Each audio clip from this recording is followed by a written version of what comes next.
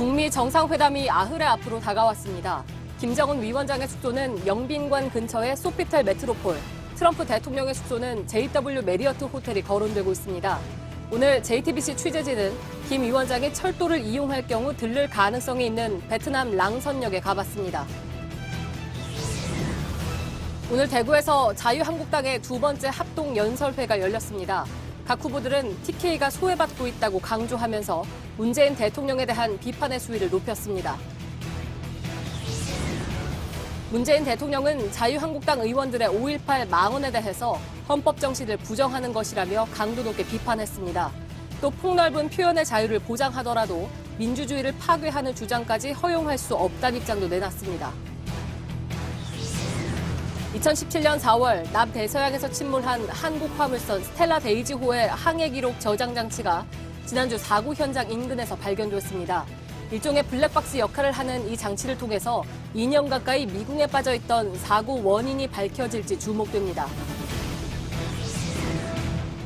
서울의 택시 요금이 오른 뒤 맞은 첫 출근 날 미터기가 제때 교체되지 않아 곳곳에서 혼선이 빚어졌습니다.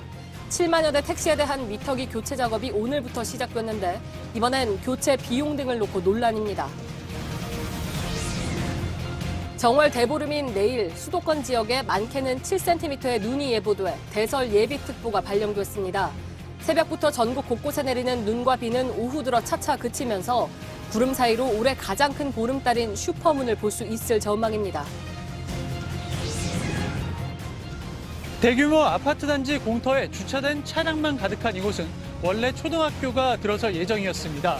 아파트 입주가 코앞으로 다가왔지만 아직 첫 삽도 뜨지 않아 학부모들의 고민이 이만저만이 아니라고 하는데요. 어찌된 일인지 밀착 카메라에서 취재했습니다.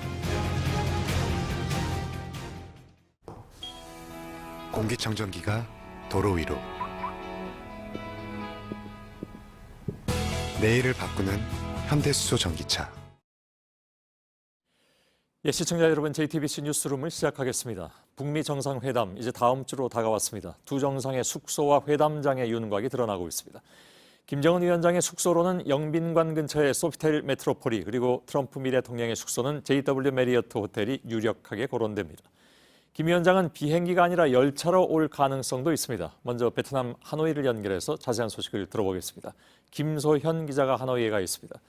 자, 지금 김소현 기자, 뒤로 보이는 호텔이 아마 소피텔 메트로폴, 그러니까 김정은 국무위원장이 묵을 것으로 알려진 그 호텔이죠. 김창선 부장 일행이 거기도 들렀다는 것으로 알고 있는데요. 네, 맞습니다. 김창선 부장과 박철 전 유엔 대표부 참사는 약 2시간 전쯤에 제 뒤로 보이는 소피텔을 들렀다가 약 30분 전쯤에 떠났습니다. 지금은 건너편의 숙소인 영빈관에 머물고 있는 걸로 전해지는데요. 김창선 부장은 오늘까지 최소 3차례 이 소피텔을 찾았기 때문에 지금 김 위원장의 숙소로 이곳이 가장 유력하게 관측됩니다. 예, 숙소뿐만이 아니라 이제 베트남 국빈 방문에 대비하는 움직임도 있었다고요. 네, 김 위원장의 경호를 맡은 김철규 호위사령부 부사령관이 오전에 별도로 움직였습니다. 베트남 주석궁 근처를 둘러본 걸로 전해지는데 아무래도 국빈 방문에 대비한 움직임일 가능성으로 보입니다. 예. 자, 김창선 부장 일행이 어제는 하노이 시내를 벗어나서 외곽 지역을 다녀왔습니다. 무슨 이유인지 좀 구체적으로 취재된 내용이 있는지요?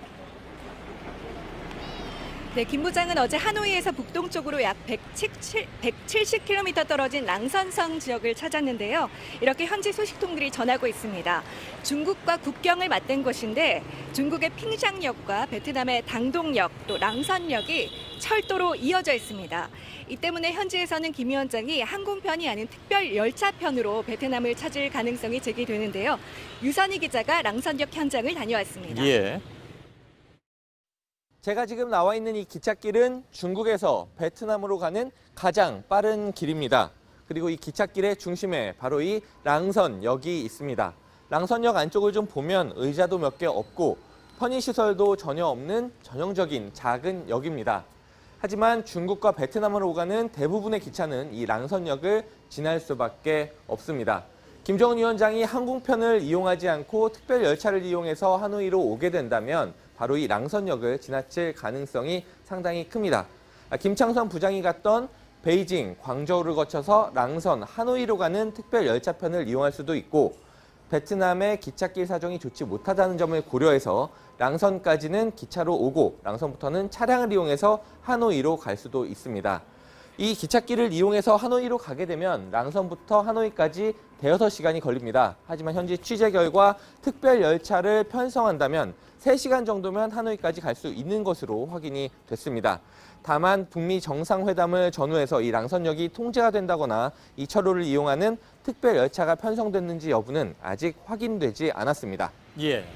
자, 유선혜 기자 리포트 잘 봤는데 아까 지도로도 봤습니다만 저 거리가 뭐 보통 거리가 아니란 말이죠. 그래서 열차 이용에는 굉장히 시간이 오래 걸릴 것 같은데 현재에서는 그 가능성을 어떻게 보고 있습니까? 네, 김 부장이 굳이 멀리까지 다녀왔기 때문에 이 열차를 이용할 가능성이 제기되지만 여전히 항공편을 이용할 가능성도 검토가 되고 있습니다. 중국 내 정치 상황과 철도망의 기술적인 부분까지 여러 가지 이 열차 이동에는 변수가 많기 때문인데요. 중국 내 상황은 잠시 뒤에 베이징 특파원 연결해서 좀 더 자세히 전해드리겠습니다. 예, 알겠습니다. 그리고 김소연 기자는 어제 김창선 부장이 찾아갔던 오페라 하우스도 다녀왔다고요? 네, 제가 직접 다녀왔는데요. 잠시 보시겠습니다. 예.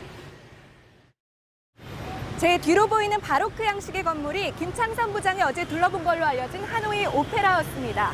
프랑스 식민지 시절인 1911년 세워져서 문화재로도 지정된 베트남 최고의 공연장으로 약 900명 정도 수용이 가능한데요. 김정은 위원장이 베트남 인사와 함께 공연을 관람할 가능성도 제기됩니다. 예. 자, 김소연 기자 마지막 질문입니다. 어떤 공연을 볼지 혹시 미안합니다.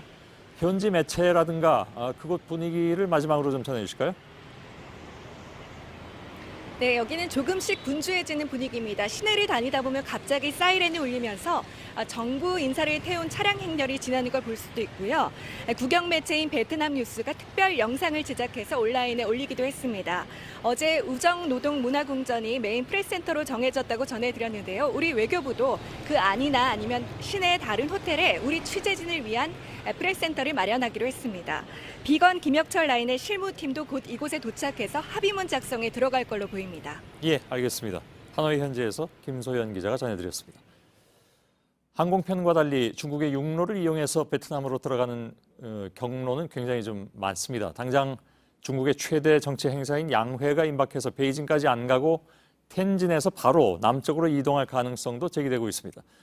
중국의 고속 철도를 이용하지 않고 북한의 1호 열차를 이용할 경우에 편도에만 50시간 가까이 걸려서 주요 경유지에서 하루 이상을 자야 하는 그런 상황도 있을 수 있다고 하는군요. 베이징 연결하겠습니다. 신경진 특파원이 연결되어 있습니다. 열차를 이용할 경우에 예상되는 구체적인 동선이 어떻게 됩니까? 예, 최단 거리로 본다면 평양에서 중국의 단둥, 난닝과 핑샹을 거쳐 베트남 랑선으로 가는 동선입니다. 중국의 철도 시간표대로 계산하면 약 50시간이 걸리는 경로입니다. 다음 달 3일 시작하는 중국 전인대와 정협 등 대규모 정치 일정을 감안해 베이징을 거치지 않더라도 시간은 엇비슷합니다. 예, 중국이 김정은 국무위원장 1호 열차를 위해서 경로를 바꿀 수 있도록 여러 가지 편의를 좀 제공할 그럴 가능성도 있는 거잖아요. 예, 육로 이동은 중국 당국이 경호 등에서 최고의 의전을 제공해야 가능한 일입니다. 최단 경로를 벗어나 광저우 등 중국 개혁 개방의 최일선을 방문할 가능성도 여전히 있습니다. 예, 편도에만 꼬박 만 이틀이 걸리는 어찌 보면 만 이틀 이상이죠. 그런 육로를 이용한다면 그만큼 얻을 게 있어야 그럴 것 같기도 한데 그런 점은 어떻게 봅니까? 예, 1차 북미 정상회담 때 북한은 중국으로부터 VIP용 여객기를 지원받아 인력과 물자를 실어 날랐습니다. 물론 고려항공 화물기도 띄웠습니다. 수송 측면에서 여러 대가 동원되는 항공편과 달리 전용 열차를 운용하면 효용성이 훨씬 앞설 수 있습니다. 예. 중국 내부 선전 차원에서 58년과 64년 김일성 주석의 베트남 방문과 같은 방식을 재현하는 효과도 있습니다. 예. 자, 그렇다 하더라도 여전히 참매 1호 등 항공편 이동 가능성은 여전히 지금 관측이 됩니다. 오히려 그 가능성을 더 높게 보는 쪽이 더 많이 있긴 하죠. 이게 아무래도 이제 경호 문제라든가 또 이동 시간이 워낙 오래 걸리기 때문 아니겠습니까? 예, 중국 CCTV의 국제 채널의 소셜 미디어는 베트남은 전용기로 평양에서 3국 추가 급유 없이 이동 가능한 위치라며 열차 이동 가능성을 배제했습니다. 더구나 기착지로 베이징이나 텐진을 들를 경우 숙소 문제 등을 논의하기 위해 장관급의 사전 방문이 필요합니다. 예. 아직 그러한 움직임은 포착되지 않고 있습니다. 알겠습니다. 한 가지만 더. 그렇다면 열차하고 항공편을 같이 이용할 가능성도 물론 있겠군요. 예, 58년 김일성 주석은 열차로 중국 광저우까지 간 뒤 베트남 정부 인사들이 마중 나와 특별기편으로 하노이로 들어갔습니다. 세계가 주목할 2차 북미 정상회담의 동선으로 북한의 대표적 우호국인 중국과 베트남을 동시에 부각시킬 위닝 카드일 수 있습니다. 예, 알겠습니다. 베이징의 신경진 특파원이었습니다. 베트남 북미 정상회담을 앞두고 요즘 갑자기 거론되는 단어가 있죠. 이른바 스몰 딜입니다. 그러니까 빅딜의 반대말인 모양인데 정확한 정의조차 없는 스몰 딜이란 단어는 일부 정치권과 또 국내 보수 언론이 쓰고 있습니다. 정상회담이 열리기도 전에 그 내용과 결과를 깎아내리려는 일종의 프레임이 아니냐 이런 지적도 나옵니다. 서복현 기자입니다. 비핵화 협상에서 미국과 북한은 빅딜이나 스몰딜이란 단어를 공식적으로 쓴 적이 없습니다. 빅딜은 뭔지, 어디까지가 스몰딜인지 정확한 개념도 없습니다. 그런데 국내 몇몇 보수 언론과 정치권이 최근 들어 연일 꺼내들고 있습니다. 스몰딜이란 단어의 기준은 말하는 사람마다 다릅니다. 대륙간 탄도미사일, ICBM만 폐기하면 스몰딜이다부터 핵동결에만 그칠 경우 또 합의문에 비핵화 계획표를 담지 않으면 스몰딜이란 해석도 나왔습니다. 이른바 CVID의 구체적 조치까지 나오지 않으면 스몰딜이란 주장도 나옵니다. 이대로라면 이번 한 번의 회담에서 북핵 문제가 입구부터 출구까지 완전히 해결되지 않으면 그 외엔 모두 스몰딜인 셈입니다. 정치권에서도 스몰딜을 연일 강조합니다. 그리고 비핵화에 대한 실질적인 로드맵이 없는 이러한 스몰딜은 사실상 북한의 핵 보유국을 인정하는 길로 간다는 것을 다시 한번 말씀해 주십시오. 열리지도 않은 회담을 놓고 스몰딜이면 안보 대 참사라는 주장까지 나옵니다. 개념도 구체적이지 않은 스몰딜이라는 걸 들이대가지고 미리 비판할 준비부터 하는 것은 저는 옳은 태도는 아니라고 생각합니다. 정상회담이 다가오면서 급부상한 스몰딜 빅딜 프레임은 회담 성과와 무관하게 정치적으로 평가절하하려는 게 아니냐는 지적이 제기됩니다. JTBC 서복현입니다. 예, 이제 사실 다음 주부터 이번 주죠. 하루 이틀 뒤면 시작될 실무회담에서 그야말로 이제 딜이 어느 정도 될 것이냐가 최종적으로 결정이 될 수밖에 없는 그런 상황인데 2차 북미 회담을 취재하고 있는 이희정 기자와 이 문제는 조금 더 짚어볼 그럴 필요가 있을 것 같습니다. 이 기자 아무래도 북한 핵 문제를 전담하고 있는 비건 대북정책 특별대표 이 사람이 지금 무슨 생각을 하고 있는 것이냐 이게 중요할 것 같습니다. 비건 대표를 만나고 온 우리 쪽 관계자 얘기를 들었다면서요?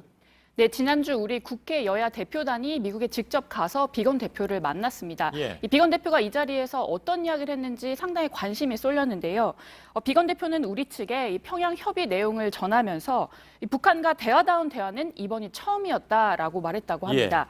또 1차 북미 정상회담 이후에는 사실상 진전이 없었다는 취지의 설명도 덧붙였다고 합니다. 작년 6월 12일에 1차 북미 정상회담이 있은 이후에 지금까지 6개월 이상을 별로 대화를 안 했다 이런 얘기가 되잖아요. 그걸 본인이 실토한 그런 상황이 돼버렸는데 어떤 취지로 그런 얘기를 했을까요?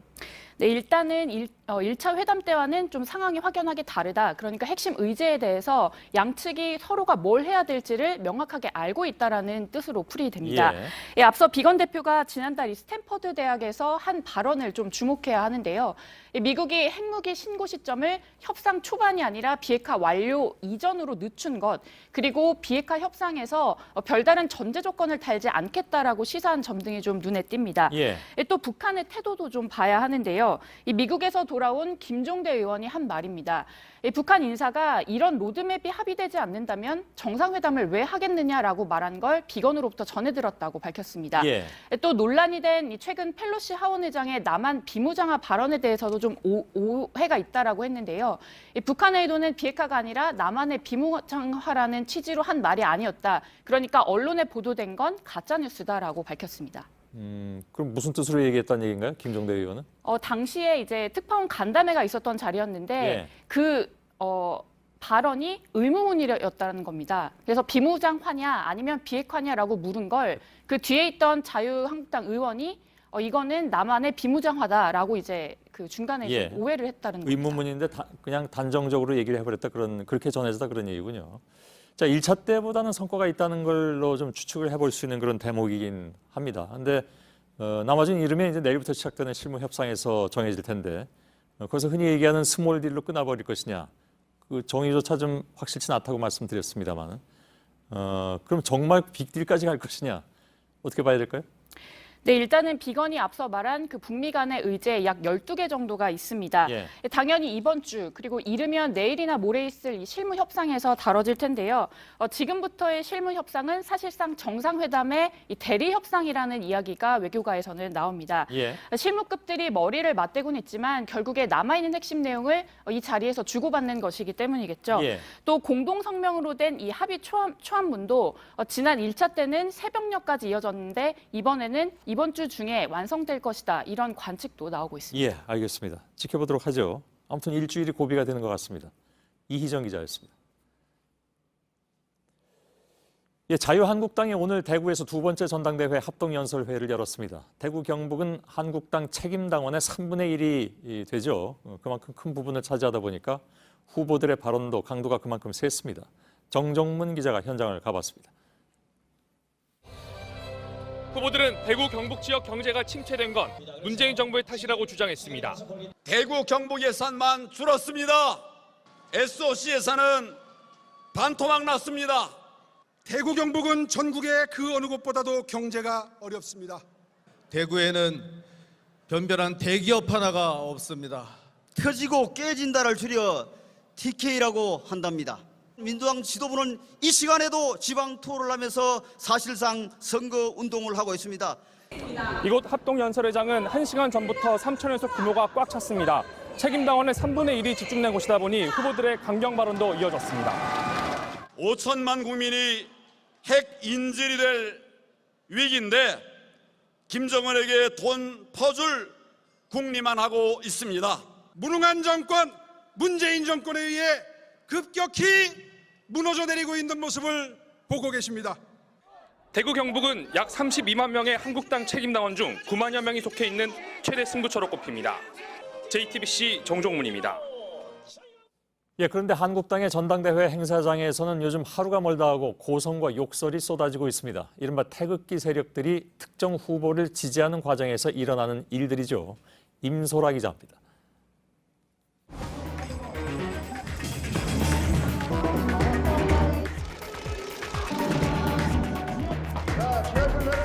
언론사들 카메라 찍어라. 언론사 찍지 마라 해요. 우리 국민들이 유대원이 차 빨리 저 차 남방 알아서 오늘 엑스포에서 못 받아나갑니다. 김진태 외칠 때 제가 속으로 어떤 생각인지 압니까? 그래 김진태 데리고 좀 우리 당을 나가달라. 우리가 무슨 대한애국당입니까? 이들은 장내에서도 세를 과시합니다. 지도부 발언도 가로막습니다. 바로 이거죠. 예, 그만하세요. 1분가량 김병준 비대위원장 발언이 멈추기도 했습니다. 조용히 해주십시오. 조용히 해주세요. 여러분들이 뭘 이야기하고 뭘 요구하는지 알고 있습니다. 상황이 이렇다 보니 후보들은 태극기 세력을 무시하기도 어렵습니다. 그중에 그렇게 뭐 과격한 주장을 하시는 분, 과격한 행동을 하시는 분 그런 분들 별로 없습니다. 김진태 당대표 후보 말고 37살의 한 청년 최고위원 후보도 이들로부터 환호를 받습니다. 문재인을 탄핵하자! 한 정치평론가는 이런 상황을 두고 일침을 날렸습니다. 민주당과 경쟁하는 정당이 아니라 태극기 부대를 놓고 대한애국당과 경쟁하는 정당이 된 것 같아요. JTBC 임소라입니다. 5.18 망언과 관련해서 오늘 문재인 대통령은 단호한 입장을 내놨습니다. 우리가 폭넓은 표현의 자유를 보장하더라도 민주주의를 파괴하는 주장까지는 허용될 수 없다는 말도 했습니다. 안의근 기자의 보도입니다. 문재인 대통령이 자유한국당 의원들의 5.18 망언을 강도 높게 비판했습니다. 우리의 민주화의 역사와 헌법 정신을 부정하는 것이며 결국 민주주의를 훼손하고 나라의 근간을 무너뜨리는 일입니다. 우리 헌법이 4.19 혁명과 부마 민주화 항쟁, 5.18 민주화 운동, 60 항쟁 정신의 토대 위에 서 있다며 5.18 망언이 헌법 정신에 맞지 않는다는 점을 지적한 겁니다. 문 대통령이 5.18 망언과 관련해 공개적으로 언급한 건 처음입니다. 민주주의의 중요한 가치인 표현의 자유나 관용의 대상이 될 수 없다는 말도 했습니다. 표현의 자유와 관용이 민주주의를 파괴하거나 침해하는 주장과 행동에까지 허용될 수는 없습니다. 색깔론과 지역주의로 편을 가르고 혐오를 불러일으켜 정치적 이익을 얻으려는 행태에 대해선 국민이 단호히 거부해달라는 당부도 덧붙였습니다. JTBC 안의근입니다. 예, 지금으로부터 약 2년 전인 2017년 3월에 브라질에서 중국으로 향하던 스텔라 데이지호가 남대서양에서 침몰했습니다. 우리 국민 8명을 포함해서 22명이 실종된 채 사고 원인도 밝혀지지 않았습니다. 자, 그런데 며칠 전에 우리 정부가 조사 용역을 맡긴 심해 수색선이 이 화물선의 블랙박스에 해당하는 항해 기록 저장 장치를 발견했습니다. 김나한 기자입니다. 우리 국민 8명을 태운 채 남대서양에서 침몰한 스텔라 데이지호를 찾기 위해 우리 정부는 지난해 12월 미국 오션 인피니티사를 용역업체로 선정했습니다. 이 회사의 심해 수색선인 시베드 컨스트럭터호는 지난 8일 남아프리카 공화국을 떠나 사고 해역으로 출발했습니다. 배에는 한국인 실종자 1명의 가족도 승선했습니다. 브라질 산토스 동남쪽 약 3,000km 지점인 사고 해역에 현지 시간 지난 14일 도착한 수색선은 어제 스텔라 데이지호의 일부인 조타실을 발견했습니다. 조타실 근처에선 항해 기록 저장 장치 VDR도 발견됐습니다. VDR이 일종의 블랙박스 역할을 하는 만큼 2년 만에 사고 원인이 규명될 희망이 생긴 겁니다. 외교부 당국자에 따르면 VDR이 발견된 곳은 사고 당시 스텔라 데이지호가 조난 신호를 발신한 지점에서 약 1km 떨어져 있습니다. 수심은 3,000m가 넘습니다. 시베드 컨스트럭터호는 오는 24일까지 1차 수색을 합니다. 이후 잠깐 우루과이 몬테비데오 항에 기항한 후 다시 2차 수색을 위해 사고 해역으로 이동할 예정입니다. 외교부 당국자는 1차 수색 작업 이후 회수된 VDR을 한국으로 가져와 분석할 예정이라고 밝혔습니다. JTBC 김나한입니다. 예, 지난 2년 동안 가장 간절하게 스텔라 데이지호의 소식을 기다린 분들, 물론 가족들이겠죠. 지금 제 옆에 실종 선원의 가족분이 한 분이 나와 계십니다. 스텔라 데이지호 가족대책위원회의 허경주 공동대표를 잠깐 인터뷰하도록 하겠습니다. 어서 오십시오. 예. 자, 지금 사고가 난 지 2년 만에 수색을 2년 만이고 수색을 시작한 지는 불과 짧은 시간, 네. 3개월? 3일. 3일? 네, 3일입니다. 아, 수색을 시작한 지 3일 만에. 네. 계약을 맺은 건 작년 12월이었죠. 네, 12월 28일입니다. 예. 그렇게 봐도 석 달이 안 되네요. 그러니까 네. 실제로 수색을 시작한 지 3일 만에 발견이 된 거잖아요. 네, 맞습니다. 그럼 그동안은 왜 이렇게 힘들었던가? 지난 2년 가까운 시간 동안에. 그런 안타까움이 우선 드시겠군요. 네, 사실 처음 블랙박스가 회수됐다라는 소식을 들었을 때 참 만감이 교차하더라고요. 예. 일단은 뭐 사고 원인을 밝히는데 굉장히 중요한 증거물인 블랙박스가 회수가 됐으니까 안도감이 가장 먼저 들었고요. 예. 한편으로는 이렇게 쉽게 빨리 회수할 수 있는데 도대체 왜 2년이나 길게 시간이 걸렸던 것인가? 예. 이런 허탈함도 좀 같이 있었습니다. 예. 제가 소개해드릴 때 이 내용을 잠깐 깜빡했는데 허경주 씨, 지금 나와 계신 허경주 씨의 남동생이신 허재용 씨가 실종되셨죠? 네, 스텔라 데이지호의 2등 항해사였습니다. 예. 글쎄, 이 수색업체에서 계약을 한 게 작년 12월 말이라고 했고요. 네. 그러면 그 계약까지는 왜 시간이 오래 걸렸을까요? 그것도 사실 정확하게는 알 수가 없습니다. 사실 2017년 3월 31일 날 사고가 나자마자 예. 저희 가족들은 바로 정부에게 심해 수색을 요구를 했었어요. 예. 그렇지만 해군에서 저희 가족들을 대상으로 공식적으로 심해 3,000m가 넘는 곳의 심해 수색은 불가능하다라고 이야기를 했고요. 예. 저희는 당연히 일반인이니까 그 말을 믿었죠. 예. 근데 한 달 정도 지나고 난 뒤에 저희가 구글을 통해서 혹시라도 심해 수색에서 이런 성공했던 선례가 있지 않을까 검색을 하기 시작을 했어요. 예. 그리고 나서 뭐 타이타닉호라든가 아니면 에어프랑스 447기라든가 예, 예. 이런 심해 수색을 통해서 심해 4,600m, 4,900m 지점에서까지 블랙박스를 회수했던 선례를 찾아냈고요. 예. 그때부터 정부에게 길게 참 저희가 그 심해 수색을 요구를 하기 시작을 한 거죠. 예, 예. 그렇지만 정부는 선례가 없기 때문에 대한민국에 선례가 없기 때문에 심해 수색은 불가하다는 입장이었습니다. 예. 그러다가 대한민국 업체 중에서는 아니요, 대한민국에서는 없다라고. 예, 예. 네. 그래서 2017년 9월 정도에 해수부의 담당 과장이 이런 말을 해요. 예. 국회에서 만약 공론화가 된다면 심해 수색을 검토해 볼 수 있겠다. 저희가 그 말을 듣고 나서 다음 날부터 예. 국회의원실을 100군데 정도 돌아다니면서 노력을 했고요. 예. 그 결과 국정감사장에서 스텔라 데이조가 이슈가 되었고 그 다음 해 2018년 8월에 국무회의에서 추경 예산으로 예산이 통과가 됐습니다. 그렇군요. 그리고 나서 연말에 간신히 계약이 된 거죠. 예. 미국 회사라면서요? 네, 미국의 오션 인피니티라는 회사입니다. 예. 그래서 이제 수색 시작한 지 불과 3일 만에 네, 가족들도 그게 믿기지 않았을 것 같습니다. 굉장히 당황했었어요. 이렇게 빨리 찾을 수 있느냐? 네, 사실은 그 배가 출항을 할 때 그 항구에서 승선자들을 대상으로 업체 담당자가 한 번 프레젠테이션을 했다고 합니다. 예, 예. 그 자리에서 3일 정도면 선체를 찾을 수 있다라고 장담을 했어요. 예, 예. 그 이유가 뭐 비행기 같은 경우는 날아가다가 폭발되면서 추락하니까 어디 있는지 찾기가 어렵지만 잔해가 작아질 네. 수도 있으니까. 네. 예, 예. 하지만 스텔라 데이조처럼 무거운 배는 마지막으로 조난 신호를 보낸 지점에서 멀지 않은 곳에 있을 거라고. 예. 그리고 그 선박에서 발신되었던 조난 신호 여러 가지를 예. 입체적으로 분석해 봤더니 대충 어느 정도 위치에 있는 것인지 파악이 된다면서 한 예. 3일이면 선체를 찾을 수 있을 거라고 했어요. 그렇지만 저희도 VDR까지 이렇게 빨리 회수될 것은 상상 못했습니다. 예. VDR이면 이제 선박의 블랙박스. 이른바 블랙박스. 네. 예. 저희가 사진을 준비했는데 네. 이거는 오늘 처음 공개되는 사진이기도 합니다. 네. 모두 9장을 가지고 오셨죠? 네네. 예. 지금부터 보도록 하겠습니다. 이건 어떤 장면일까요?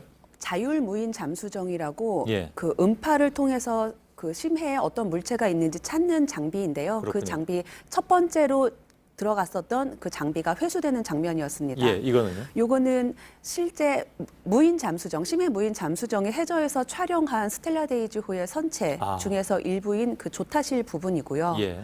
이게 실제 블랙박스 VDR입니다. 예. 이번에 스텔라 데이지호의 조타실 옥상 쪽에 있었던 VDR 회수한 사진이었고요. 예, 예. 이것은 앞에 보시면 갈퀴처럼 손 같은 게 달려 있어요. 예. 실제로 저 장비가 들어가서 VDR을 회수해 온 겁니다. 예.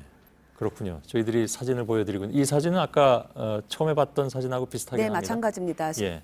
자율무인 잠수정이 올라오는 사진이고요. 예, 예. 네, 이것도 역시 심해 무인 잠수정입니다. 예. 그 사람이 타지 않은 잠수정이 심해까지 들어가서 네, 이번에 카메라를 장착하고 예.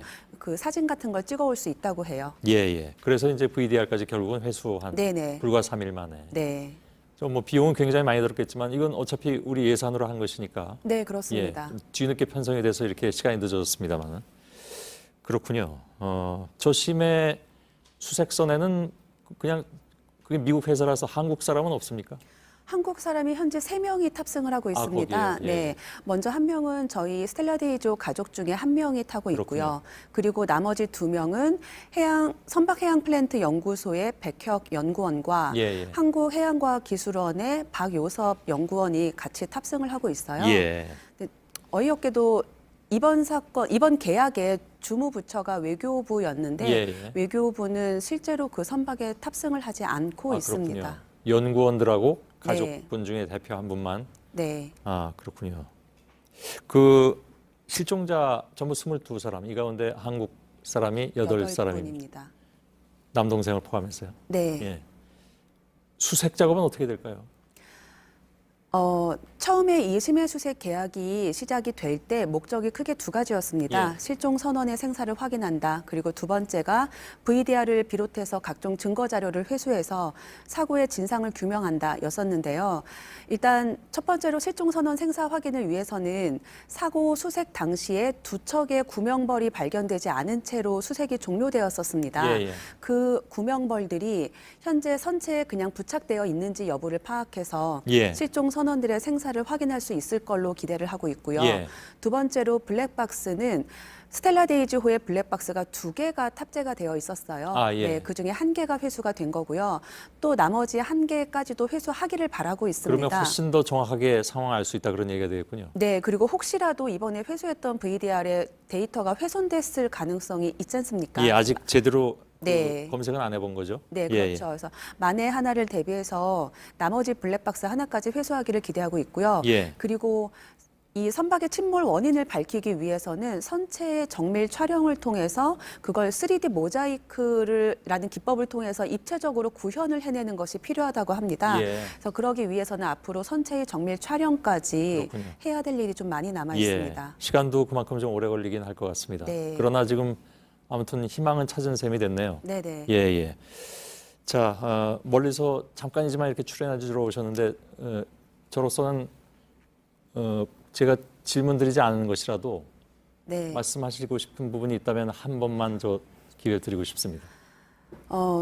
저희가 이 사건을 그냥 금방 포기하지 않고 끝까지 매달려야 했던 이유는 이런 선박이 한국에 아직도 27척이 더 남아있기 때문입니다. 예. 이 스텔라 데이지호는 그냥 침몰을 했지만 이 사고 원인이 정확하게 밝혀지지 않는다면 아직도 비슷한 개조 노후 선박이 27척이 언제 어디에서 어떻게 또 사고가 날지 모르기 때문에 저희 같은 사람들이 다시 발생하지 않기를 바라는 마음에서 끝까지 싸우고 있었고요. 이번 스텔라 데이지호 심해 수색을 선례로 삼아서 국가는 앞으로 국민들이 이런 사고를 당했을 때 더 이상 미루지 않고 2년을 기다리게 했는데 3일 만에 블랙박스 찾지 않았습니까? 예, 예. 이런 것들을 선례로 삼아서 앞으로 국민들이 무슨 사고가 생겼을 때 끝까지 책임지는 모습을 국가가 좀 보여줬으면 좋겠다. 예. 이런 강한 바람이 좀 있습니다. 알겠습니다. 스텔라 데이지호 가족대책위의 허경주 공동대표를 잠깐 인터뷰했습니다. 오늘 고맙습니다. 고맙습니다. 예, 우리 대게잡이 어선 한 척이 러시아 주변 해역에서 조업하던 중에 러시아 경비정에 납포돼서 나호트카항에 억류 중입니다. 어선에는 선장 등 선원 11명이 승선하고 있었으며 건강에는 모두 이상이 없는 것으로 확인됐습니다. 이 어선은 황금어장으로 알려진 대화퇴어장 주변에서 붉은 대게를 잡던 중에 납포된 것으로 알려졌습니다. 다음 소식입니다. 서울 택시 요금이 오른 뒤 맞은 첫 출근 날 곳곳에서 혼란이 있었습니다. 바뀐 요금이 미터기에 찍히지 않아서 일일이 계산을 하느라 승객도 운전사도 번거로움을 겪어야 했습니다. 먼저 조보경 기자입니다. 서울역에 택시 한 대가 멈춰섭니다. 한참을 지나도록 승객이 내리지 않습니다. 뒤늦게 내린 승객은 불만을 털어놓습니다. 요금표를 보시고 요금을 추가하시더라고요. 그것 때문에 시간이 더 오래 걸렸던 것 같아요. 급해서 택시를 탄 건데. 다른 승객도 불편함을 호소합니다. 괜히 뒤에서 뻐방거리고 있고 빨리 결제하고 내리고 싶은데 웬만하면 원래 안 탈 거예요. 서울 택시 요금은 지난주 토요일부터 낮 시간에 기본 요금만 800원이 올랐습니다. 거리와 시간에 따른 요금도 더 비싸졌습니다. 그런데 미터기가 교체되지 않아 추가 요금을 일일이 계산하느라 시간이 늦어진 겁니다. 취재진이 직접 택시를 타봤습니다. 3,700원이라서 500원 플러스 해야 돼요. 500원이구나. 500원 돼. 오른 사실을 미리 알리지 않고 무작정 요금을 더하는 택시도 있습니다. 4,700원. 네? 왜 4,700원? 2년 이상 됐잖아요. 그게 안내가 됐어요? 계속 몇 얘기했잖아. 취재진이 탔던 10대의 택시 가운데 요금 인상을 직접 안내한 운전사는 2명뿐이었습니다. 사전 준비가 좀 덜 된 것 같아요. 요금 올리기 전에 그런 좀 준비가 좀 더 됐으면. JTBC 조보경입니다. 서울 택시 7만 2천 대에 대한 미터기 교체 작업은 오늘부터 본격적으로 시작됐습니다. 일일이 기계를 떼어내고 손을 보는 옛날 방식이라서 이달 말이나 돼야 작업이 끝날 것으로 보입니다. 개인 택시 운전사들은 미터기 업체들이 교체비 담합을 했다며 공정위에 제소하기로 했습니다. 류정화 기자입니다. 강변북로부터 시작된 택시 행렬이 서울 상암동 하늘공원까지 약 3km 구간에서 이어졌습니다. 인상된 요금을 반영하기 위한 미터기 교체 작업은 이곳 하늘공원을 포함한 4곳에서 열흘 동안 진행됩니다. 하루 5,000대에서 7,000대꼴로 하게 되는데요. 이른 아침부터 이렇게 택시들이 줄을 서 있습니다. 작업은 미터기를 일일이 떼어내 칩 내용을 바꾼 뒤 다시 차량에 부착하는 옛날 방식 그대로입니다. 대당 55,000원에서 65,500원으로 일괄 책정된 교체 비용에 대한 불만도 나왔습니다. 서울 개인택시조합은 대의원 대회를 열고 업체들이 가격을 담합했는지 공정거래위 조사를 요구하기로 했습니다. 손님들하고 마찰 때문이라도 할 수 없이 울며 겨자 먹기식으로 지금 이제 일단은 하고요. 항의는 그 다음에 체계를 갖춰서 미터기를 바꿀 때마다 논란이 커지면서 서울시는 온라인을 활용한 이른바 웹 미터기 도입을 계획하고 있습니다. JTBC 류정화입니다. 어제 오후 부산 해운대 한 호텔 수영장에서 초등학생이 의식을 잃은 채 발견됐습니다. 유아용이라 깊이가 70cm에 불과했지만 철제 계단에 팔이 끼어서 나오지 못했습니다. 처음 발견한 사람은 아이가 숨을 참고 있는 줄 알고 무심히 넘겼는데 12분 만에 의식불명 상태에 빠졌습니다. 이상화 기자입니다. 호텔 유아용 수영장에서 남성 2명이 물속에 잠긴 아이를 다급히 꺼냅니다. 이 호텔에서 수영 강습을 받던 13살 초등학생 이모 군입니다. 구조 직후 심폐소생술을 시도했지만 이 군은 의식을 회복하지 못했습니다. 병원에 옮겨져 하루가 지난 지금까지 의식이 돌아오지 않고 있습니다. 경찰이 CCTV를 조사한 결과 이 군은 구조될 때까지 12분가량 물속에 있었습니다. 수영장 깊이는 70cm 정도였지만 철제 계단에 왼쪽 팔이 끼면서 빠져나오지 못했습니다. 이 군을 발견한 관광객은 처음엔 물속에서 숨을 참고 있는 걸로 알았다고 말했습니다. 이 군은 최근 6개월간 이 호텔 수영장에서 수영을 배웠습니다. 당시 수영장엔 안전요원이 있었지만 사고를 막지 못했습니다. 안전요원을 적정하게 배치를 했다고 한 명은 수영 강사를 하면서 안전 업무를 했다고 하는데 경찰은 원칙대로 안전요원 2명이 배치됐는지 시설에는 안전 문제가 없었는지 조사 중입니다. JTBC 이상화입니다. 베트남 다낭에서 한국인 관광객들이 탄 관광버스가 대형 트럭과 충돌하는 사고가 발생했습니다. 관광객 10여 명이 다쳐서 치료 중이라는 소식이 들어와 있습니다. 취재기자 잠깐 연결하겠습니다. 정재윤 기자, 사고 현장 사진을 잠깐 좀 볼 텐데 대형 사고로 보이는데 피해 규모도 작지 않을 것 같습니다. 어떻습니까? 네, 우리 국민 17명이 탑승한 관광버스였고 이 사고로 최소 11명이 다친 걸로 알려졌습니다. 골절 큰 부상을 입은 관광객들도 있는 것으로 전해지는데 특히 일부 관광객은 머리가 다쳐서 수술이 필요한 걸로 알려졌습니다. 현지 언론은 턱뼈가 부러진 환자도 있다고 보도하고 있습니다. 부상자들은 인근 다낭병원으로 옮겨져 치료를 받고 있습니다. 예. 지금 사고 경위도 조사 중일 텐데 지금까지 들어온 소식이 어떤 게 있습니까? 네, 한국 관광객들을 태운 버스가 현지 시간으로 오늘 낮 12시 10분쯤, 그러니까 우리 시간으로는 오후 2시경에 대형 컨테이너 트럭과 충돌했습니다. 사고 장소는 베트남 중부 후에와 다낭을 연결하는 하이반 터널 입구라고 현지 언론들이 보도했습니다. 사고가 난 장소는 평소에도 교통사고가 자주 발생하는 곳인데 교통량이 최근 크게 증가한 것이 원인으로 추정된다는 게 현지 언론들의 분석입니다. 저희가 취재한 현지 소식통에 따르면 이곳은 과거 대관령 고개와 유사한 모습이라는 설명도 들을 수 있었습니다. 일단 외교부는 담당 영사 등 공관 직원을 현지에 보내 사고 경위를 알아보고 있다고 밝혔습니다. 예, 정재윤 기자의 보도였습니다. 서울 지하철 4호선 회현역에서 에스컬레이터가 무너지는 사고가 일어났습니다. 일부 발판이 갑자기 푹 꺼진 건데 퇴근 시간대와 맞물려서 많은 승객들이 이용하고 있었지만 다행히 다친 사람은 없었습니다. 박준우 기자입니다. 에스컬레이터 가운데가 푹 꺼진 채 비어 있습니다. 오늘 오후 6시 20분쯤 4호선 회현역에서 에스컬레이터 발판 일부가 무너져 내렸습니다. 타고 내려가는 동안에도 뭔가 계속 쿵쿵거리는 소리가 나가지고 내리고 난 다음에 한 1분 정도 있는데 굉음 나면서 멈추고 중간에 이렇게 무너져 내린 거예요. 지상에서 3분의 1 지점쯤 발판 두 칸이 갑자기 내려앉으며 작동을 멈춘 겁니다. 사고 당시 에스컬레이터에는 수십 명이 타고 있었습니다. 다행히 재빨리 대피해 다친 사람은 없었습니다. 사람들 이렇게 서 있다가 빠른 걸음으로 내려가시고 몇 분은 옆으로 가시고. 네, 에스컬레이터는 이렇게 발판이 열린 채 수리 중에 있고 출입은 완전히 통제됐습니다. 이용객들은 계단을 통해서 내려오고 있습니다. 서울교통공사 측은 기술팀을 보내 정확한 사고 원인을 조사하고 있습니다. JTBC 박준호입니다. 국내 첫 영리병원인 제주 녹지국제병원은 진료나 운영 대신 법정 다툼으로 눈길을 끌게 됐습니다.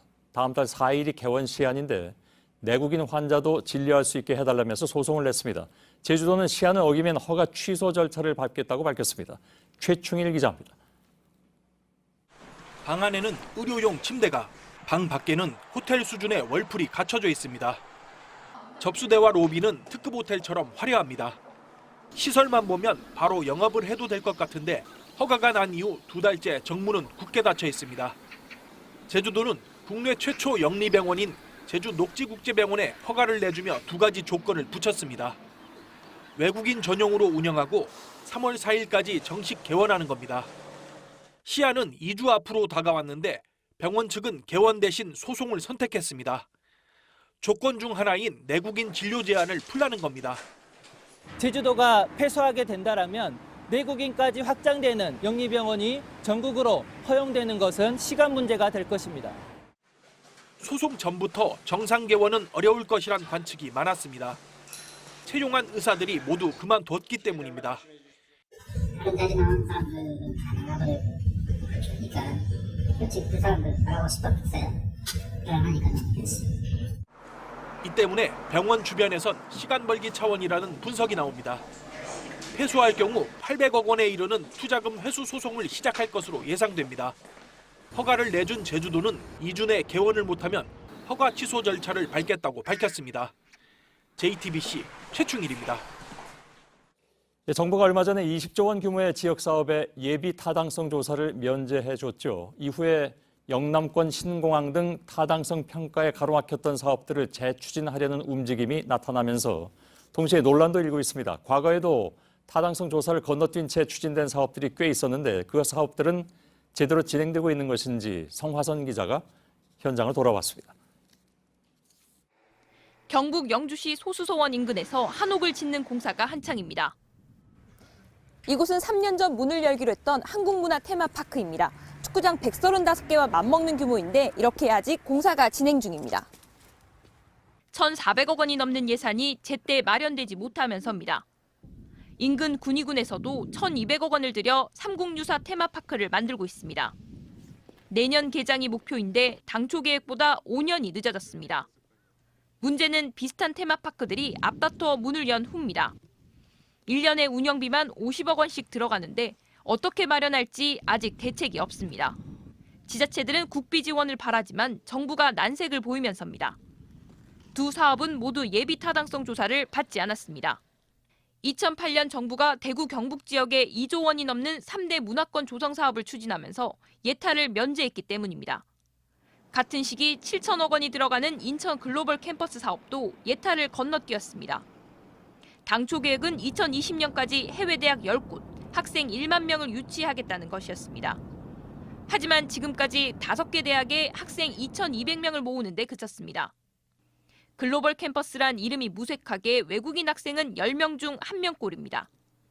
예타를 건너뛰는 사업을 무분별하게 늘리면 부담도 눈덩이처럼 커질 수 있는 만큼 보다 명확한 면제 기준과 원칙을 세워야 한다는 지적입니다. JTBC 성화선입니다.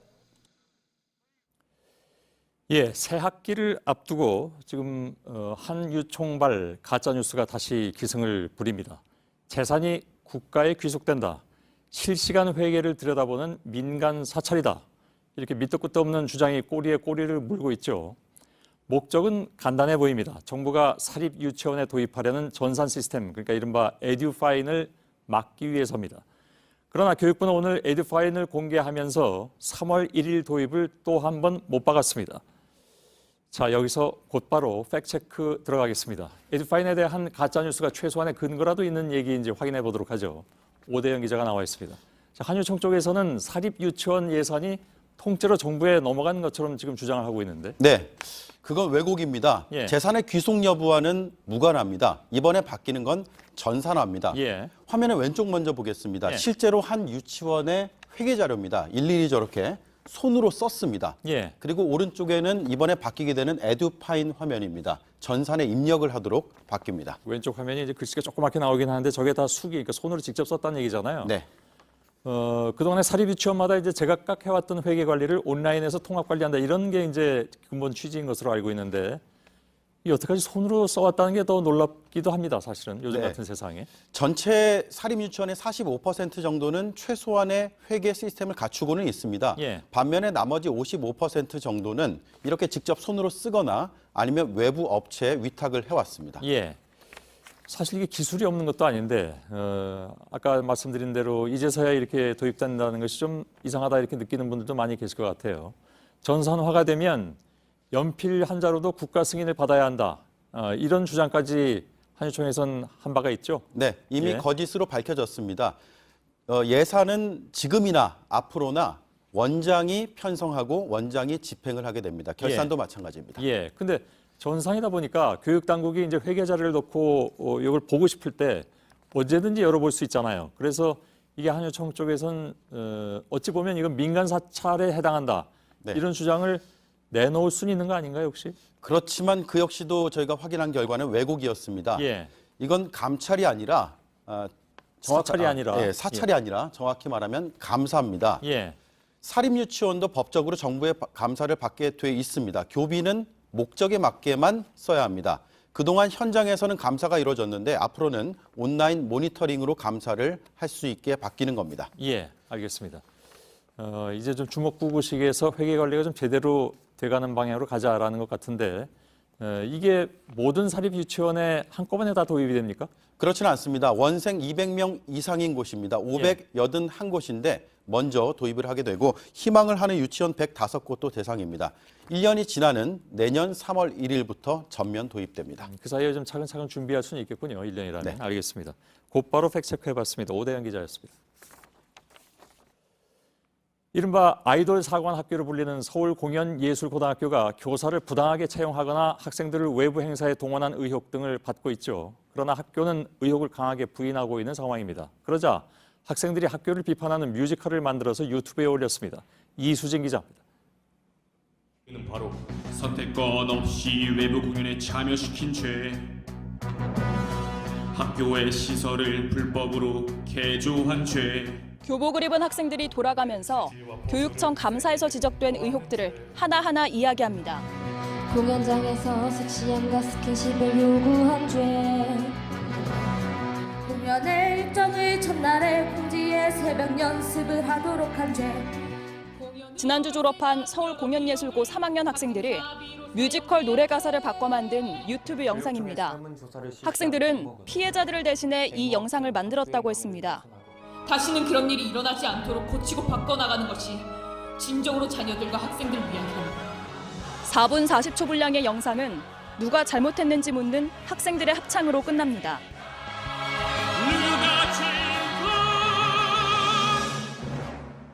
취재진은 이 영상과 학생들 주장에 대한 입장을 듣기 위해 학교에 여러 차례 연락했지만 학교 측은 모든 인터뷰에 응하지 않겠다고 밝혔습니다. JTBC 이수진입니다. 정월 대보름인 내일 수도권에 많게는 7cm의 눈이 예보됐습니다. 새벽부터 오기 시작해서 또 한 번 출근길 대란을 부를까 걱정입니다. 다행히 오후부터 차차 그치면서 올해 가장 큰 슈퍼문은 볼 수 있을 것 같습니다. 박상욱 기자입니다. 서울을 포함한 수도권 일부와 강원, 충청 일부 지역에 대설 예비특보가 내려졌습니다. 이번 눈은 특히 수도권과 강원 영서에 집중될 전망입니다. 이 지역엔 최고 7cm, 그 밖의 지역엔 1에서 5cm의 눈이 쌓일 것으로 보입니다. 기상청은 경기 남부와 강원 남부 내륙에 국지적으로 최고 10cm의 적설량이 기록될 수도 있다고 내다봤습니다. 남해상을 지나는 저기압이 한반도에 따뜻하고 습한 공기를 밀어넣고 있는데 관건은 기온입니다. 내일 최저기온은 서울 수원 0도, 춘천 영하 2도, 대전 1도, 광주 4도에 이를 전망입니다. 0도 안팎의 기온에 눈이 비로 바뀔 수도, 비가 눈으로 바뀔 수도 있는 상황인 겁니다. 눈, 비는 오후부터 그칠 전망입니다.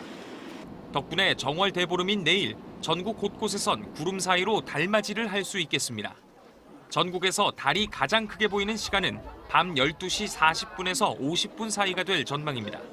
한국천문연구원은 내일 뜨는 달이 올해 가장 큰 슈퍼문이라고 밝혔습니다. 지구와 달 사이의 거리가 평균보다 3만 킬로미터가량 가까워져 올해 가장 작은 달보다 14% 크게 보인다는 설명입니다. JTBC 박상욱입니다. 원서만 내고 면접에는 오지 마라. 부산의 중고등학교들이 기간제 교사를 뽑으면서 예비 교사들에게 이런 요구를 했습니다. 입맛에 맞는 사람을 미리 뽑아놓고 규정을 지키기 위해 갑질을 한 겁니다. 다른 시도에서도 똑같은 일이 벌어지고 있습니다. 구석찬 기자입니다. 최근 부산 한 중학교에서 A씨에게 보낸 문자입니다. 기간제 교사를 뽑는다며 원서와 자기소개서를 내라는 겁니다. 그런데 내정자가 있으니 면접에 오지 말라고 덧붙였습니다.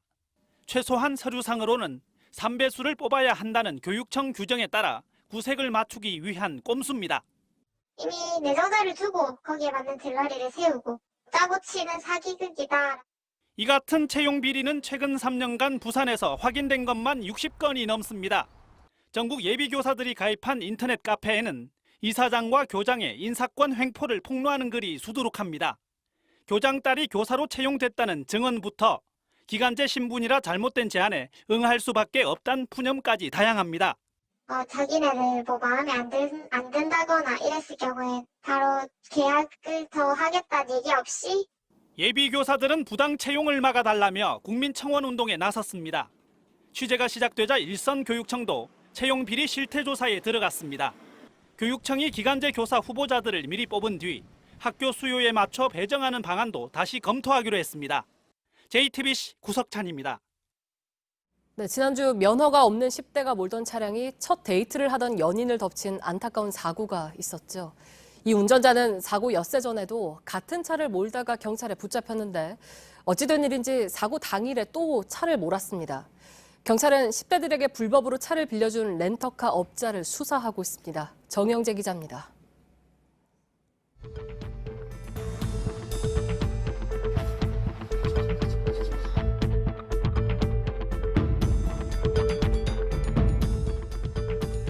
연인을 떠나보낸 29살 조모 씨는 최근 의식을 되찾았습니다.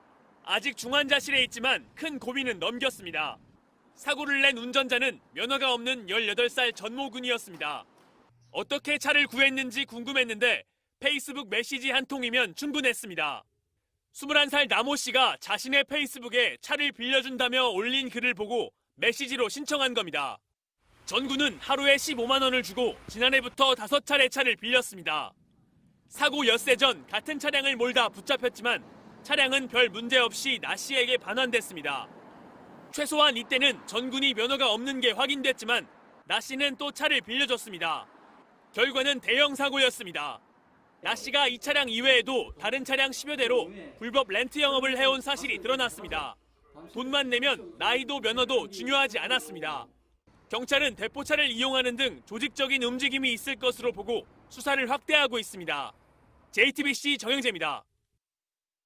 3.1운동 하면 바로 떠오르는 사람, 유관순 열사입니다. 그러나 만세를 외친 뒤 감옥에서 보낸 삶은 알려진 게 별로 없었죠. 3.1운동 100주년을 맞아서 문화계에선 이 숨겨진 이야기에 주목하고 있습니다. 강나현 기자입니다. 그런 차이, 차별 없애려고 우리가 만세 부른 거예요. 3.1운동을 했다는 이유로 죄수가 된 유관순은 앉을 수도 없는 좁은 감옥에 갇혔습니다. 20명이 넘는 여죄수들이 3평 남짓한 방에서 함께 빙글빙글 돌며 견디던 어느 날. 만세 1주년인데 빨래나 하고 있을 순 없잖아요. 마지막 온 힘을 다해 감옥에서 다시 한번 나라의 독립을 외칩니다. 대한독립! 잊혀진 한 소녀의 마음, 삶에 대한 태도, 이거를 다시 한번 우리한테 일깨워주는 의미가 있겠다. 우리가 아는 유관순 열사의 삶은 3.1운동에서 멈춰 있지만 그는 서대문 형무소에 갇힌 1년 남짓한 시간을 가장 치열하게 살아냈습니다. 이기간 일제가 만든 3.1운동 수감자 관리카드에는 소요를 일으키고 보안법을 어긴 죄인으로 기록돼 있습니다. 구타 이후에 1920년 4월 정도 찍은 사진으로 추정되기 때문에 이 부분이 지금 많이 부어 있는 것을 확인할 수가 있겠습니다. 유관순뿐만이 아닙니다. 3.1운동 1주년 기념투쟁을 벌인 대화여학교 학생 등 33명의 여성이 일제의 주요 감시 대상 인물 카드로 남았습니다. JTBC 강나현입니다. 태안 화력발전소에서 숨진 비정규직 노동자 고 김용균 씨의 유가족이 오늘 문재인 대통령을 면담했습니다. 김 씨가 비정규직 문제를 해결하기 위해 만나길 바랐던 대통령을 가족이 결국 만나게 된 겁니다. 심수미 기자입니다. 문재인 대통령이 고 김용균 씨의 어머니 김미숙 씨를 껴안습니다. 청와대는 오늘 김 씨의 유가족과 직장 동료, 사고 진상규명 시민대책위 관계자를 초청했습니다. 지난해 12월 하청업체 비정규직 노동자 김 씨가 충남 태안 화력발전소에서 혼자 일하다 숨진 지 2달여 만입니다. 문 대통령은 첫 출근 앞두고 양복을 입고 희망에 차 있는 동영상을 보고 더 마음이 아팠다며 애도를 표했고, 김미숙 씨는 중대재해기업처벌법을 만들어서 용균이 동료들이 더 이상 죽음을 당하지 않게 해달라고 요청했습니다. 문 대통령 기자회견에 참가 신청을 했던 아들 고 김용균 씨의 목소리를 어머니가 대신 전달한 겁니다. 원청업체의 책임을 강화한 이른바 김용균법, 산업안전보건법 개정안과 함께 대형 안전사고가 발생한 기업에 무거운 책임을 묻는 중대재해기업처벌법은 문 대통령의 대선 공약이기도 합니다. 지난해 문 대통령이 야당 측 요구 조건인 조국 수석의 국회 운영위 출석 등을 받아들이면서 여야 합의로 김용균법만 국회를 통과한 상황입니다. 문 대통령은 공공기관 평가에 있어 생명과 안전이 제1의 기준이 되도록 하겠다며 재발 방지를 약속했습니다. JTBC 심수희입니다. 꿀벌과 딱정벌레 같은 곤충이 빠르게 줄어들어서 3분의 1이 멸종 위기에 있다는 조사가 나왔습니다.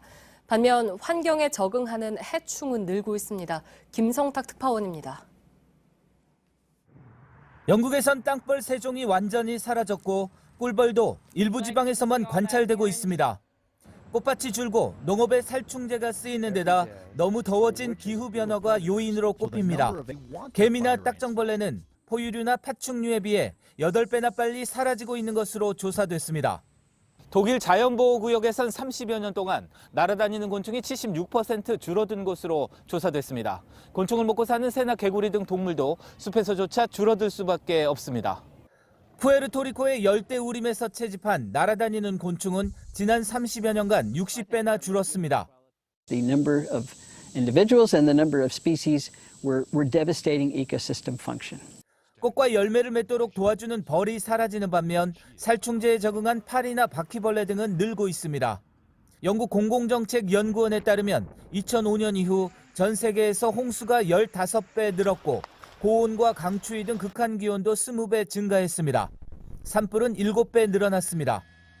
환경 파괴의 시대를 막지 못하면 식량 부족과 원치 않는 대량 이주, 경제 시스템의 붕괴 등으로 부국과 빈국 간 불평등이 더 커질 것이란 우려도 제기됐습니다.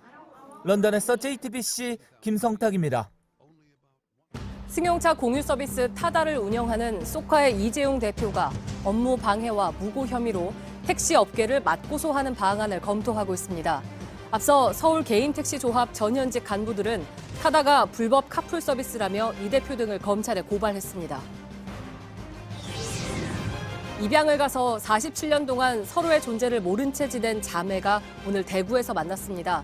1972년에 각각 미국과 벨기에로 입양 보내졌던 크리스틴 페넬 씨와 킴 헬렌 씨는 미리 등록해둔 유전자 정보를 통해서 서로의 존재를 알게 돼 극적으로 상봉했습니다.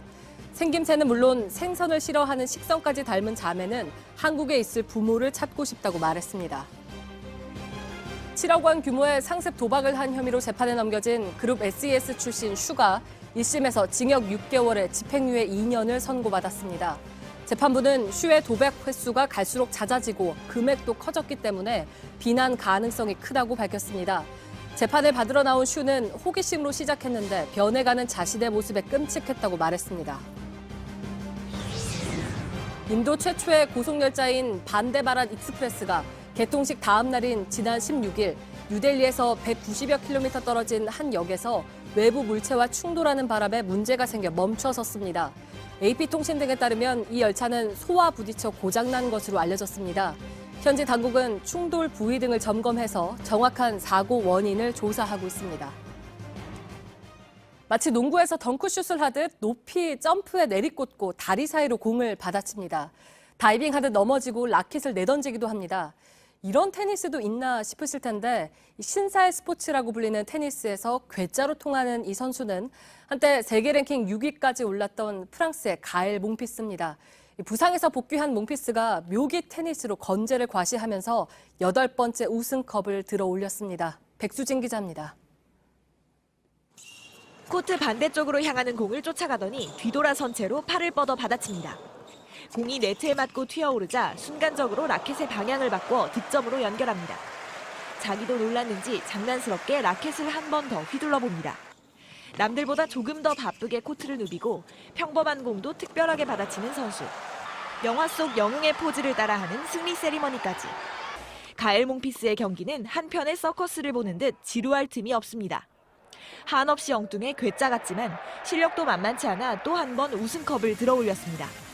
100m 달리기 선수 출신다운 빠른 속도. 193cm 큰 키에서 오는 강한 서브도 장점입니다. 무심하게 뒤돌았다가 재빨리 뛰어가 받아치고 능청스럽게 상대의 타이밍을 빼앗는 플레이에 팬들은 열광합니다. 그랜드슬램 타이틀은 없지만 화려한 쇼맨십으로 똘똘 뭉친 몽피스. 엄숙한 테니스 코트에 예측할 수 없는 재미를 더하고 있습니다. JTBC 백수진입니다.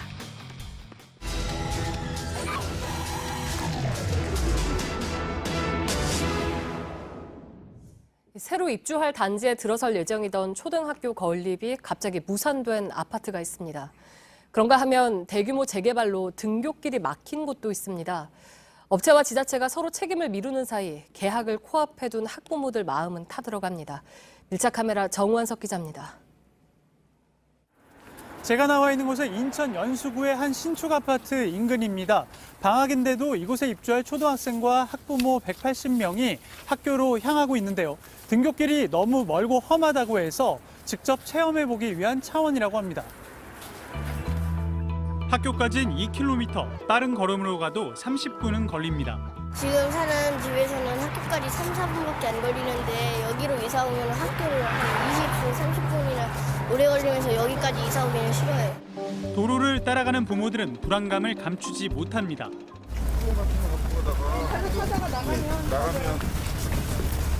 애들은 진짜 어디로 갈지 모르겠어요.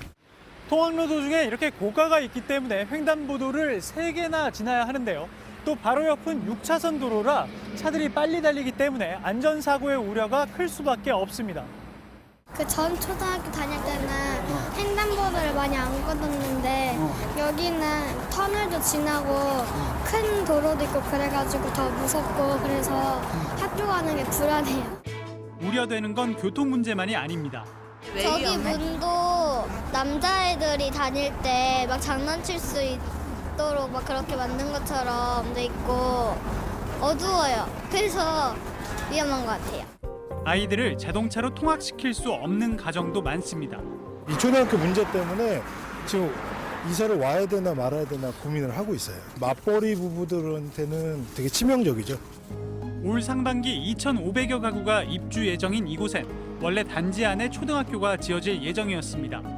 개발조합이 초등학교를 지어 인천시에 기부 체납하기로 약속했기 때문입니다.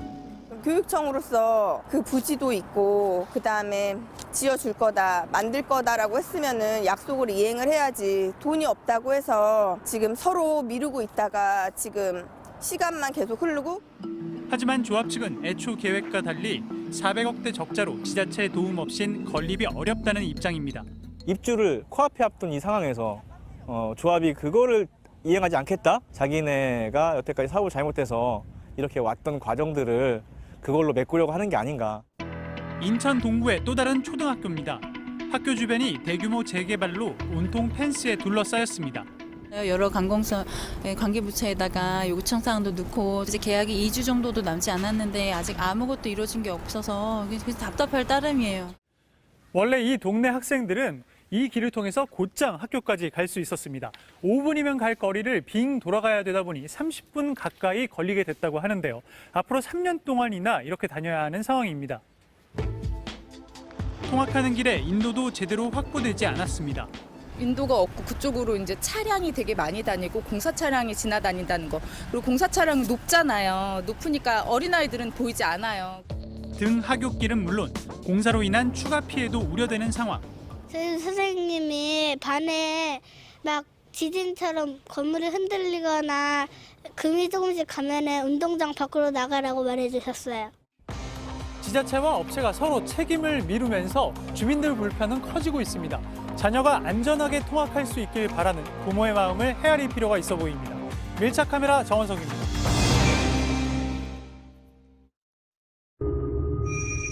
뭐 새로운 파일럿 이렇게 넓어? 여기 또 여기 6기통 엔진에 버튼식 변속기? 놀랍군. 스위치 하나로 탑승도 쉽네.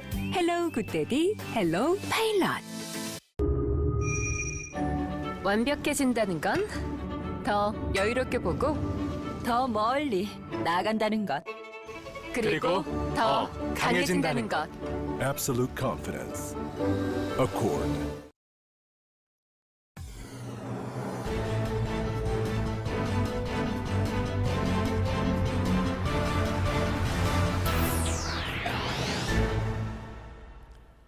예, 뉴스룸의 앵커 브리핑을 시작하겠습니다. 태극기를 망설임 없이 한 번에 그릴 수 있을까?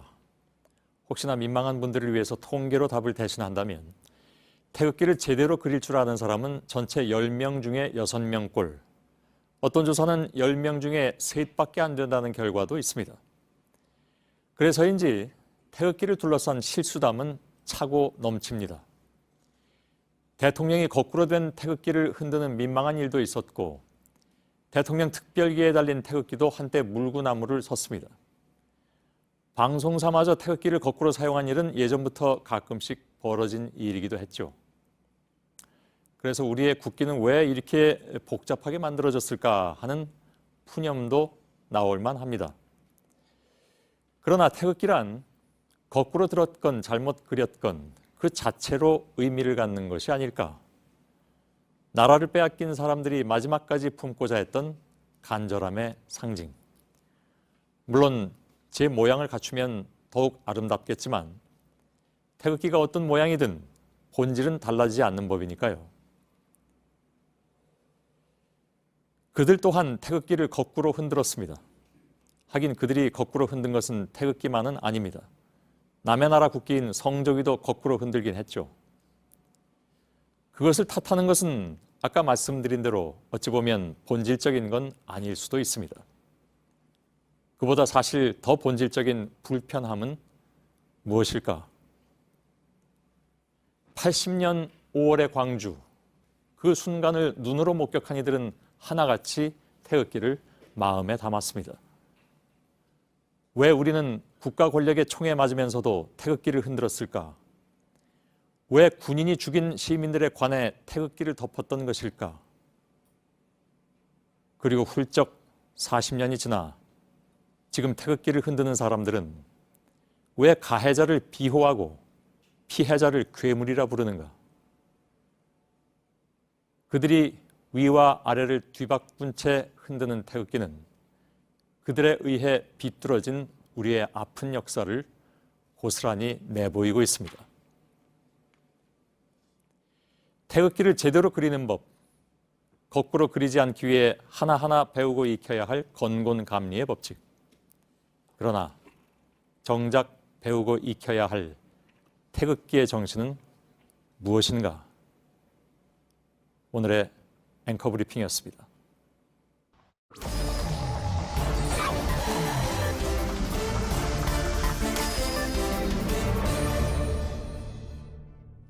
예, 비하인드 뉴스 시작하겠습니다. 정치부의 박성태 기자가 나와 있습니다. 어서 오세요. 예. 첫 번째 키워드 열어보죠. 네, 첫 키워드는 대구에서 생긴 일로 잡았습니다. 요즘 자유한국당이 여기서 합동연설을 가졌는데 거기 그 얘기입니까? 그렇습니다. 예. 오늘 합동연설회가 대구에서 있었는데요.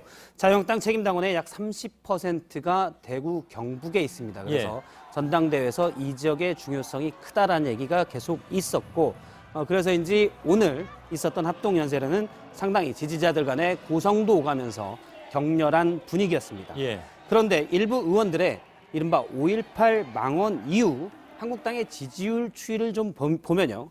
2월 첫째 주에 전국적으로 28.9%였는데 지난주인 2월 둘째 주에는 25.2%로 3% 이상 나름 큰 폭으로 떨어졌습니다. 3%포인트. 예, 3%포인트 이상 큰 폭으로 떨어졌습니다. 예. 그런데 특히 눈여겨볼 것이 대구, 경북의 지지율입니다. 예. 2월 첫째 주 지지율을 보면 한국당이 48.5%의 지지를 이 지역에서 받았는데 그 다음 주인 둘째 주 차에는 34.9%로 10%포인트 이상 크게 떨어졌습니다.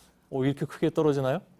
예, 아무래도 지역 여론조사이기 때문에 예. 응답자 수가 전국보단 많지 않아서 정확도에는 좀 떨어지겠지만 예. 어쨌든 조사업체 대표는 하나의 이유가 있다라고 밝혔는데요. 그 주장을 직접 들어보겠습니다. 예.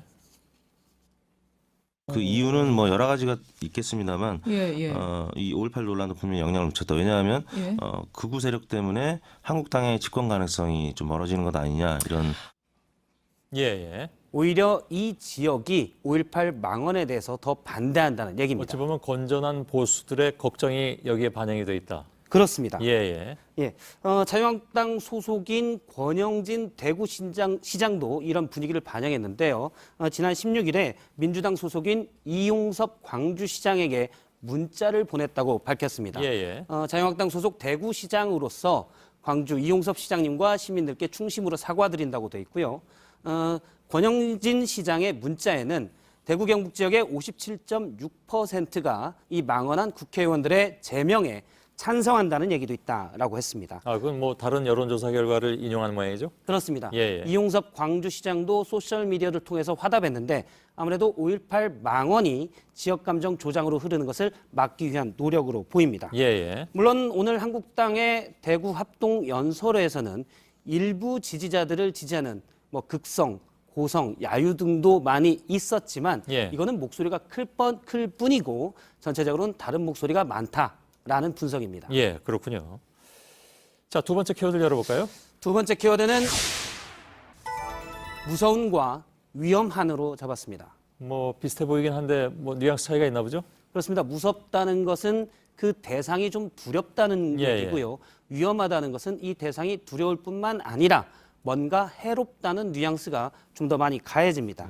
그럴 듯한 해석인 것 같습니다. 제가 사전에서 찾아봤습니다. 그렇습니까? 해롭고 손실에 대한 우려가 클 때 위험하다라고 국어사전에 돼 있습니다. 뭐 박 기자가 어련하시겠습니까? 그래서요. 한국당 정당대회에 출마 중인 김진태 후보가 오늘 민주당에서 자신을 두려워하는 이유에 대해서 말을 했습니다. 직접 들어보겠습니다. 민주당이 제일 두려워하는 후보가 누구겠습니까? 그렇지 않으면 이번에 저 김진태를 왜 그렇게 끌어내리려고 난리겠습니까? 여러분, 안 그렇습니까? 김진태 후보는 이미 주말에 본인의 소셜미디어에 글을 올렸는데요.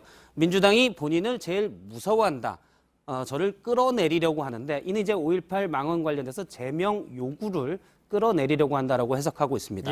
김진태는 행동으로 보여줬기 때문에 싸울 줄 알기 때문에 민주당에서 본인을 싫어한다. 이 말은 즉 여당이 싫어하기 때문에 야당인 한국당 지지자들은 본인을 지지해야 된다라는 주장으로 해석이 됩니다. 본인이 제일 무섭다. 근데 그럼 아까 두 번째 위험하다는 건 어디서 나온 얘기입니까? 이러한 김진태 의원의 주장에 대해 제가 민주당의 반응을 물어봤더니요. 강병원 원내 대변인의 말이 있었습니다. 강 원내 대변인은 김 의원은 무섭다기보다 위험하다. 정치적인 목적으로 왜곡된 역사 인식을 지지자에게 선동하고 있다고 밝혔습니다. 물론 김진태 후보를 지지하는 일부 지지자들의 목소리가 전당회장에 상당히 많이 있는데 김 의원의 지역구인 춘천에서는 오늘 김 의원이 춘천 망신을 시키고 있다면서 50여 개 시민단체가 모여서 추방운동 결성본부를 만들기도 했습니다. 뭐 춘천에서는 여론조사 결과 같은 건 나온 게 아직 없는 모양이죠? 예, 각 시별로는 나오진 않습니다. 그렇습니까? 예, 알겠습니다. 자, 세 번째 키워드 열어보죠. 세 번째 키워드는 선량한 풍속이란으로 잡았습니다. 예, 이건 무슨 얘기인지 제가 도저히 모르겠는데요. 예, 한국당 전당대회에 최고위원 후보로 출마한 조대원 후보가 있는데요. 최근 당 선관위로부터 징계를 받았습니다. 예. 지난주에 공문으로 징계를 받았는데 몇 가지 규정을 들었습니다. 선량한 풍속과 기타 사회 및 당 질서를 해하는 행위를 하면 안 된다라는 규정이 있고 또 흑색성전이나 지역감정 조장 행위를 할 수 없다라는 규정이 있는데 이런 규정을 어겼다면서 조대원 후보에게 시정 그다음에 시정 명령을 내렸습니다. 예. 한국당 선관위가 저 공문에서 직접 조대원 후보의 어떤 발언이 문제가 되는지를 얘기했는데요. 실제 전당회의 연설회장에서 있었던 발언입니다. 영상으로 들어보겠습니다. 예. 여러분들이 김진태 외칠 때 제가 속으로 어떤 생각인지 압니까? 그래, 김진태 데리고 좀 우리 당을 나가달라. 우리가 무슨 대한애국당입니까? 예. 여기 뭐 근데 어떤 부분이 문제가 된 건가요? 제가 그래서 뭐 자기 정견으로 발표할 수 있는 건데. 예, 사실 많이 나왔던 예. 얘기긴 합니다. 그 조대원 후보의 발언은 많이 회자가 됐었고요. 예. 당내 비판이라고 볼 수 있는데 조대원 후보에게 직접 물어봤습니다. 저 규정의 어떤 부분을 위반을 해서 징계를 예. 받았는지 물어봤는데 본인도 도저히 모르겠다. 그런데 발언을 다시 이제 문자로 보게 되면은 예. 발언 중에 여러분들이 김진태 외칠 때 하면서 김진태 데리고 좀 우리 당을 나가달라 이런 표현이 있습니다. 예. 본인은 김진태 씨나 김진태 후보라고 않고 혹은 그냥 의원. 예, 반말 비슷하게 김진태 데리고라고 했기 때문에 선량한 풍속을 해쳤다는 것이 한국당 선관위의 주장이 아니냐라고 해석을 하고 있고 아, 그게 본인의 해석이고 그럼 선관위는 뭐라고 얘기하나요?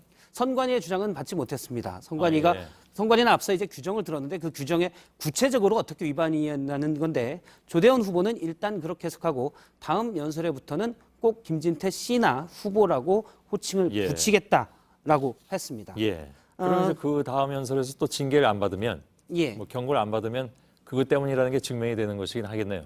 근데 본인 조대원 후보 얘기로는 본인의 주장인데 예. 저 발언 이후에 앞서 들었던 발언 이후에 일부 한국당 극성 지지자들부터 항의 전화가 선관위로 상당히 많이 왔다고 합니다. 예. 왜 징계를 안 내리냐라는 건데 그것 때문에 선관위가 휘둘러서 징계를 내린 것 같다며 휘둘려서 휘둘려서 징계를 내린 것 같다며 한심하다고 주장했습니다. 예. 알겠습니다. 다 한 거죠? 예. 예, 알겠습니다. 박성태 기자였습니다. 네, 날씨입니다. 내일 새벽부터 수도권과 강원도에 많게는 7cm의 눈이 올 거란 예보입니다. 제주도와 남해안에는 많게는 50mm의 비가 오겠습니다. 눈은 내일 낮에 그치고 비는 오후 6시까지 내릴 전망입니다. 내일 미세먼지 농도는 전국 대부분 지역이 보통에서 좋음 수준이겠습니다. 예. 자, 오늘 뉴스룸 끝나고 소셜 라이브 진행되겠습니다. 양승태 전 대법원장의 공소장 내용을 가지고 법조계 기자 두 사람이 준비 중에 있습니다. 저희들은 내일도 최선을 다하겠습니다. 여러분 고맙습니다.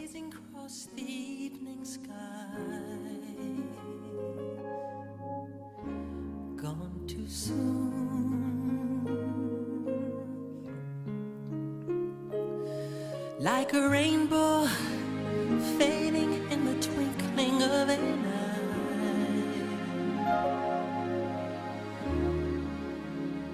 gone too soon.